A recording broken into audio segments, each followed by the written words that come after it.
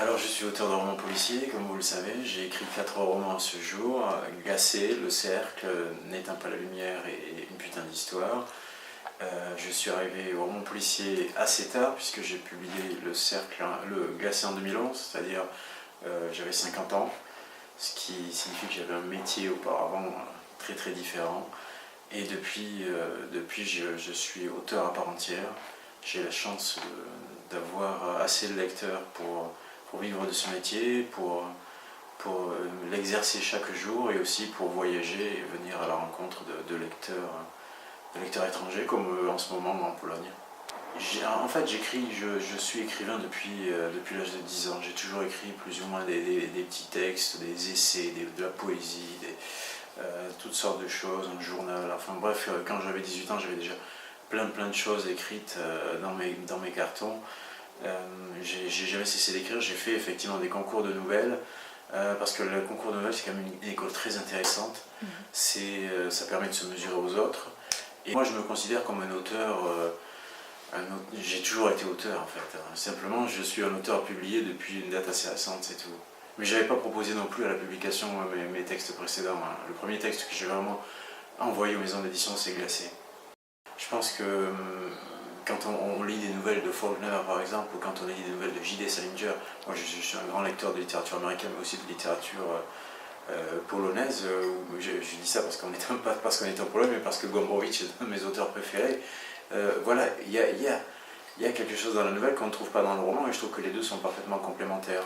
C'est vraiment... Oui, je pense que c'est une des grandes lacunes aujourd'hui dans l'édition française que de passer sous silence tout ce pan-là de la littérature. En tant qu'auteur, de définir cette palette, comme vous dites, de définir cette couleur, moi je pense que ce qui ressort finalement, parce que ce sont les lecteurs qui me le disent, ce qui ressort de mes livres, c'est beaucoup les atmosphères, le climat et l'importance des personnages. J'ai toujours considéré que le plus important dans un roman, ce sont les personnages. Quand on referme un livre, on se souvient, quand on a tout oublié, qu'on a oublié l'intrigue, on se souvient du personnage. On est à Gdansk, anciennement Leipzig, la ville du tambour, d'Oscar, le fameux... Et qu'est-ce qu'on retient finalement quand on a lu... Moi j'ai lu le tambour des dizaines de fois, donc je retiens plein de choses, mais j'imagine que ce qu'on retient au bout du bout, c'est ce personnage d'Oscar extraordinaire, ce personnage qui refuse de grandir. Quand on a lu Mankel, on se souvient de Wallander essentiellement. Voilà, pour moi les personnages c'est la chose la plus importante dans ma palette, pour parler comme un peintre, hein, donc chacun va puiser son... Je pense que ce que je puise le plus, ce qui m'intéresse le plus dans la coloration de mes livres, c'est la couleur psychologique de ces personnages-là, et le décor, l'atmosphère, l'intrigue vient après finalement. Je sais pas, c'est paradoxal puisque j'écris des romans policiers et que j'ai la chance de... En tout cas mes lecteurs me disent qu'ils sont addictifs et qu'ils ont très envie de tourner les pages et d'arriver au bout, mais finalement ça vient assez naturellement, c'est pas quelque chose qui me préoccupe énormément, quoi. Je suis pas obsédé par ça, par l'intrigue. C'est tellement facile déjà de planter un décor. C'est-à-dire que le décor dit déjà quelque chose de l'histoire que vous allez raconter. Et puis je sais pas, ça doit être encore une part de mon âme d'enfant. J'aime effectivement beaucoup les décors sous la neige comme ça, et je suis extrêmement déçu d'être en Pologne et de ne pas voir un seul flocon d'ailleurs. Mais bon, tant pis, ça sera la prochaine fois. C'est vrai que depuis Glacé, j'ai cherché des personnages de femmes fortes, puisque dans Glacé il y avait Irène Ziegler, cette gendarmette, qui finalement était celle qui pilotait l'hélicoptère, qui avait une moto, qui sortait plus facilement son flingue que Martin Servaz, mon personnage fétiche, qui lui a le vertige, oublie son arme dans la boîte à gants. Enfin bref, c'était un peu... Et ça c'est dans le Glacé, ça m'avait beaucoup amusé d'inverser les rôles en fait. C'était le fameux cliché du duo policier qu'on voit dans les films ou les séries, la femme flic et l'homme. Et là j'avais envie justement de faire que ce soit l'inverse, que ce soit plutôt elle qui, si j'ose dire, porte la culotte dans leur couple. Mais il y a toujours eu des personnages féminins très importants dans mon livre. Il y avait Diane Berg dans Glacé, il y a Marianne dans Le Cercle, et dans N'éteins pas la lumière, la grande différence, c'est que le personnage principal est une femme, ce qui n'était pas forcément le cas dans les précédents. Servaz est un petit peu en retrait, il est encore là, mais il est un peu plus en retrait. Et il faut dire que c'est sans doute le plus féminin de mes romans. C'est pas un roman féministe, mais c'est un roman féminin. Les personnages, en effet, vous faites bien de le remarquer, les personnages féminins sont très importants, sont au départ des personnages souvent de victimes, mais qui finissent par réagir, par faire face, donc qui révèlent leur force dans des situations difficiles. Et sans dévoiler la fin de N'est pas la lumière à l'épilogue, on s'aperçoit qu'à la fin, finalement, ce sont les femmes qui, plus ou moins, gagnent la partie.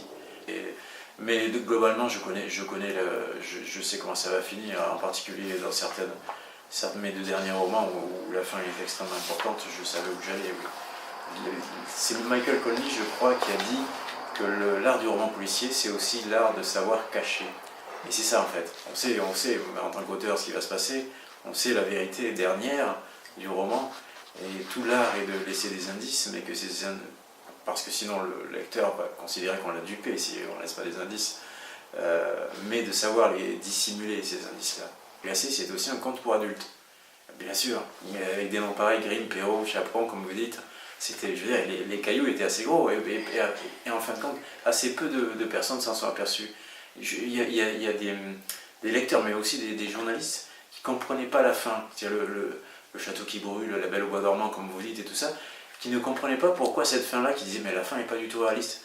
Et je disais mais bon sang, enfin, c'est un conte pour adultes, c'est annoncé depuis le début, à travers le nom des personnages, le cheval aussi, tout, le château blanc. Donc la fin est tout à fait logique à partir du moment où on sait que c'est un conte réaliste, mais ça reste un conte.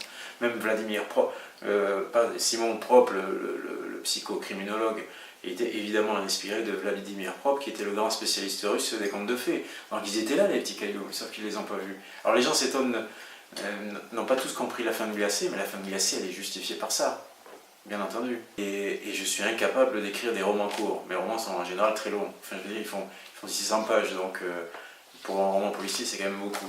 Et je suis pas en dessous de ces 100 pages, je ne sais pas faire. J'ai besoin de cette durée-là pour installer les personnages, sans doute, pour approfondir des choses, parce que je considère que ce sont deux exercices très très différents. Et si je devais d'un point de vue cinématographique ou télévisuel, ce qui correspondrait le plus, je pense, à mes romans, ce sont les séries télé, où les choses se développent assez lentement par rapport à un film qui dure 2 heures. Gaumont a acquis les droits de tout ce qui est l'univers Servaz, c'est-à-dire tous les romans où Servaz apparaît. Donc Putain d'histoire échappe à ça, puisque Servaz n'est pas présent dans celui-ci.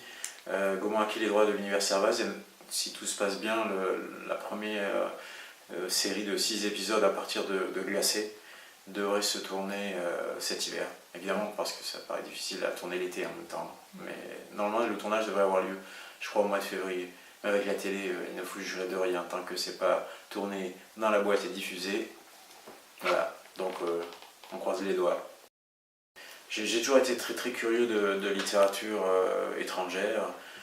Quand j'avais 20 ans, moi, mes idoles, c'était Thomas Bernhard. Donc on est encore très loin, hein. On est parti. Et puisqu'on est en Pologne, Gombrowicz, j'ai presque lu tout ce qui est Gombrowicz, je connais tout. J'ai lu Cosmos, j'ai lu la pornographie, j'ai lu Ferdi Durk, évidemment. J'ai même lu son journal quand il était à Buenos Aires. C'est quelque chose qui me parle aussi beaucoup. L'immaturité, on parle d'adolescence. L'immaturité, c'est un des thèmes principaux chez Gombrowicz. Donc voilà, la boucle est bouclée. La musique, en fait, me permet de définir les personnages et de les caractériser.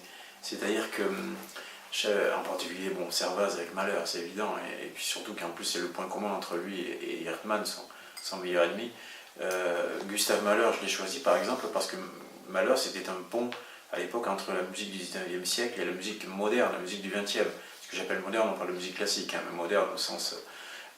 donc c'est un pont entre les deux, et de la même manière, Servaz est partagé entre 2 époques. C'est un homme du passé qui est confronté à la société d'aujourd'hui par son métier. Donc la musique de Malheur le définissait très bien, et elle le définissait aussi parce que Malheur, c'est un musicien dont tout le monde a entendu parler, mais combien de personnes, combien de gens connaissent la musique de Malheur? Très peu finalement. Donc ça c'était intéressant aussi, ça disait quelque chose de Servaz. De la même façon que Esperandieu écoute du rock indépendant, c'est un geek, de la même façon que Margot écoute du métal, ça me permet à chaque fois de caractériser les personnages sans dire trop de choses sur eux, et parce que le roman c'est ça, un roman ça ne doit jamais expliquer, ça doit montrer les choses. Et puis la deuxième raison de la présence de la musique dans mes livres depuis le début, c'est que je me suis aperçu, et je ne suis pas le seul à le dire, George Steiner l'a dit avant moi, on est rentré dans une civilisation de l'image et du son. On n'est plus dans la civilisation du mot, on est dans celle... Les gens échangent beaucoup autour des concerts auxquels ils assistent, autour des goûts musicaux qu'ils ont, voir des films, mais c'est beaucoup plus rare de voir des gens échanger autour de lectures communes, et ça dit quelque chose.